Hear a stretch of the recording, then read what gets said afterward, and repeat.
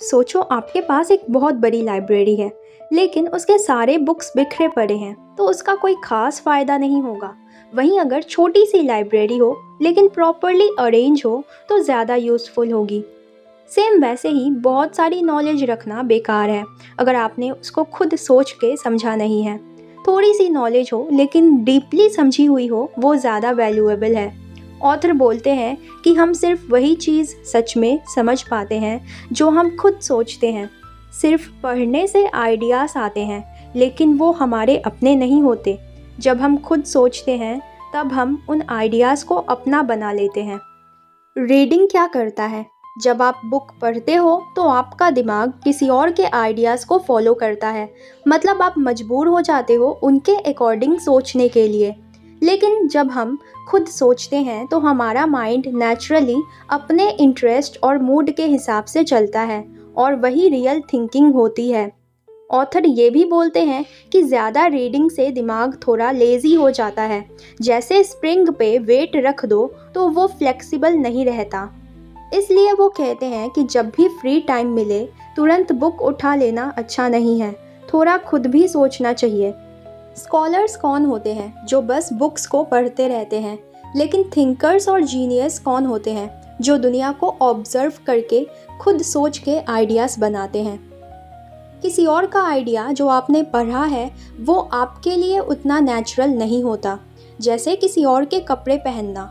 लेकिन जो आइडिया आपने खुद सोच के निकाला है, वो आपका अपना होता है, जैसे आपका अपना बॉडी पार्ट। ऑथर बोलते हैं कि रीडिंग सिर्फ एक बैकअप होना चाहिए। जब आपके खुद के आइडियाज़ ख़त्म हो जाएं, तब पढ़ना। लेकिन अगर आपके पास खुद के आइडियाज़ आ रहे हैं और आप उन्हें इग्नोर करके बुक पढ़ने लग जाओ, तो वो गलत है। और सबसे इम्पॉर्टेंट बात, अगर आप किसी सच्चाई को खुद से सोच के समझते हो, चाहे वो सेम बात आपको किसी बुक में मिल जाती, फिर भी आपके लिए वो खुद की डिस्कवरी 100 गुना ज़्यादा वैल्यूएबल है, क्योंकि वो आपके दिमाग में डीपली फिट हो जाती है और आप उसे कभी नहीं भूलते। खुद सोचने वाला इंसान एक लिविंग ह्यूमन की तरह होता है, जो अलाइव, नेचुरल और रियल होता है। और सिर्फ पढ़ने वाला इंसान एक मशीन की तरह होता है, जो दूसरों के पार्ट्स से बना होता है। ऑथर बोल रहे हैं कि रीडिंग का मतलब है किसी और के दिमाग से सोचना, अपने दिमाग से नहीं। अगर आप बहुत ज़्यादा पढ़ते रहते हो तो प्रॉब्लम ये होती है कि दूसरों के आइडियाज़ इतने ज़्यादा आ जाते हैं कि आपका खुद का थिंकिंग सिस्टम बन ही नहीं पाता। हर आइडिया किसी और का होता है, किसी और का स्टाइल का होता है, और ये सब मिलके आपके दिमाग में एक कन्फ्यूजन क्रिएट कर देता है, जैसे सब अलग लैंग्वेजेस एक साथ चल रही हों।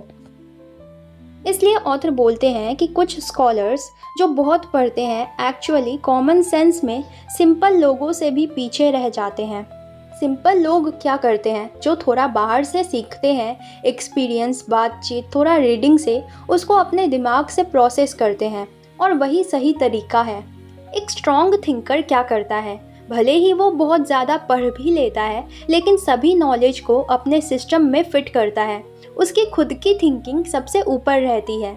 लेकिन जो सिर्फ पढ़ते रहते हैं, उनका दिमाग ऐसा होता है जैसे अलग अलग गाने एक साथ बज रहे हों, कोई क्लियर ट्यून ही नहीं। ऑथर एक एग्जाम्पल देते हैं, जो लोग सिर्फ बुक से सीखते हैं, वो उन लोगों जैसे होते हैं जो किसी कंट्री के बारे में सिर्फ ट्रैवल ब्लॉग से पढ़ते रहते हैं। और जो लोग खुद सोचते हैं, वो उन लोगों जैसे होते हैं जो एक्चुअली में उस कंट्री में गए हैं। मतलब पहले वाले को इन्फॉर्मेशन ज़्यादा होगी, लेकिन दूसरे वाले को रियल अंडरस्टैंडिंग ज़्यादा होगी। एक थिंकर जो होता है, वो आई विटनेस की तरह होता है, जो खुद देखा हुआ, खुद समझा हुआ होता है। लेकिन एक बुक फिलोसोफर जो होता है, वो हिस्टोरियन की तरह होता है, जो दूसरों की बातें कलेक्ट करता है। बुक फिलोसोफर क्या करता है? एक ने क्या बोला, दूसरे ने क्या बोला, तीसरे ने क्या क्रिटिसाइज़ किया, और बस वही कंपेयर करता रहता है। ऑथर बोलते हैं इतनी मेहनत करने के बजाय अगर वो थोड़ा खुद से सोच लें, तो जल्दी सच तक पहुंच जाएंगे। तुम कभी भी पढ़ सकते हो, बुक उठाओ, स्टार्ट करो, लेकिन जब तुम चाहो तब सोच नहीं सकते। आइडियाज़ आते हैं जब मूड होता है, जब इंटरेस्ट होता है, जब इन्वायरमेंट मैच करे। इसलिए डिसीजंस भी टाइम लेते हैं, इसको मैच्योरिटी बोलते हैं। रीडिंग का सही यूज़ क्या है? जब तुम्हारे खुद के आइडियाज़ ख़त्म हो जाए तब रीड करो, लेकिन ओवर रीडिंग मत करो, वरना तुम्हें दूसरों के आइडियाज़ के आदत पड़ जाएंगे, अपनी थिंकिंग वीक हो जाएगी। और सबसे इम्पॉर्टेंट, रियल वर्ल्ड को इग्नोर मत करो, क्योंकि असली आइडियाज़ ज़्यादातर वहीं से आते हैं, बुक से नहीं। ऑथर कहते हैं कि राइटिंग स्टाइल से भी पता चल जाता है। एक जो ओरिजिनल थिंकर होता है वो डायरेक्ट होता है, क्लियर होता है, फ्रेश होता है और अपने स्टाइल में लिखता है। लेकिन एक जो बुक फिलोसोफर होता है वो बोरिंग, कॉपीड और सेकेंड हैंड थॉट्स को लिखता है। ऑथर इसे एक एग्जाम्पल से समझाते हैं। ऐसा इंसान उस कंट्री जैसा है जहाँ सिर्फ फॉरेन कॉइन्स चलते हैं, खुद का कुछ बनाता ही नहीं।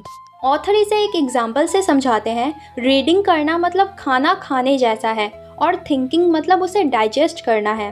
सिर्फ खाना खाओगे और डाइजेस्ट नहीं करोगे तो बॉडी स्ट्रॉन्ग नहीं बनेगी। वैसे ही सिर्फ पढ़ोगे और सोचोगे नहीं तो नॉलेज का फ़ायदा नहीं मिलेगा। ओरिजिनल थिंकर्स कैसे होते हैं? ऑथर बोलते हैं कि जो ग्रेट माइंड्स होते हैं उनकी एक क्लियर क्वालिटी होती है। उनको एग्जैक्ट पता होता है कि वो क्या बोलना चाहते हैं। उनकी बात क्लियर, डायरेक्ट और प्रिसाइज होती है। और जो नॉर्मल लोग होते हैं उनमें क्लैरिटी नहीं होती और उनकी बातें इधर उधर की होती हैं, इसलिए उनको ईजिली पहचाना जा सकता है। ऑथर एक स्ट्रॉन्ग कंपैरिजन देते हैं। ओरिजिनल थिंकर एक राजा जैसा होता है। वो किसी और की ऑथोरिटी फॉलो नहीं करता, जो बोलता है खुद सोच के बोलता है। जैसे राजा किसी के ऑर्डर्स को नहीं लेता, वैसे ही जो थिंकर होता है वो सिर्फ वही मानता है जो खुद से वेरीफाई करता है। दूसरी साइड जो नॉर्मल लोग होते हैं वो भीड़ यानी क्राउड को मानते हैं, वो बस दूसरों की बात मान लेते हैं। बहुत लोग डिबेट में क्या करते हैं, खुद सोचने के बजाय किसी फेमस पर्सन का कोट ले आते हैं, क्योंकि उनके पास अपना लॉजिक नहीं होता। ऑथर बोलते हैं ऐसे लोग बस अथॉरिटी को अपना वेपन बना लेते हैं और जीत गए बोल देते हैं। उनसे आर्ग्यू करना बेकार है, क्योंकि वो खुद सोच ही नहीं रहे।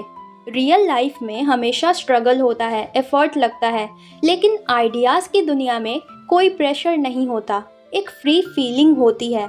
और एक इंटेलिजेंट माइंड को जो हैप्पीनेस मिलती है थिंकिंग से, सोचने से, वो किसी और चीज़ से कंपेयर नहीं हो सकती। ऑथर बोलते हैं कि एक जो आइडिया होता है वो किसी लव्ड पर्सन जैसा लगता है।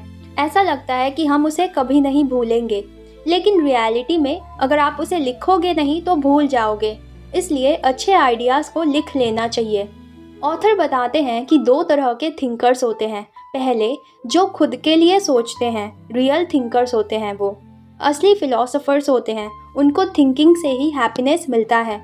और दूसरे जो दूसरों के लिए सोचते हैं, वो शो ऑफ टाइप्स होते हैं, बस इम्प्रेस करना चाहते हैं, नाम फेम चाहते हैं। उनके स्टाइल से ही पता चल जाता है कि कौन क्या है। ऑथर बोलते हैं कि इस लाइफ का सबसे बड़ा क्वेश्चन है कि एग्जिस्टेंस का मतलब क्या है, लेकिन लोग इस पे ध्यान ही नहीं देते।